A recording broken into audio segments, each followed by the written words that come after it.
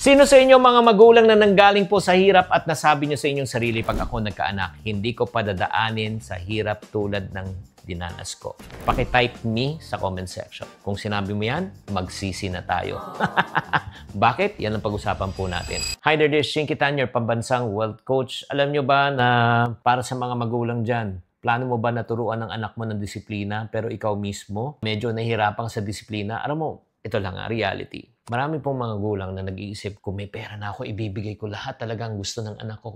Ayaw ko silang dumaan sa hirap na tulad ng dinaanan ko. Nako, kapatid. Nako, magsisi na tayo. Bakit? Study shows, yung mga bata, anak natin na hindi dumaan sa pagsubok at paghirap, hindi marunong magpahalaga ng pera. Oo. Nagkakaroon po sila na tinatawag na get rich quick mindset, at the same time entitlement mentality. Pero yung mga anak naman natin na tinuruan po natin na mag-ipon, magtimpi, maghintay, nako, alam mo ba, sila po ay mas nagiging matagumpay. If we teach our children right now, especially in times of crisis, hindi natin binibigay lahat ng gusto po nila, di ba?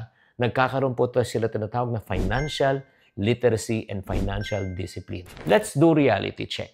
Watch the full video at Chinky Tan's YouTube channel. Subscribe now.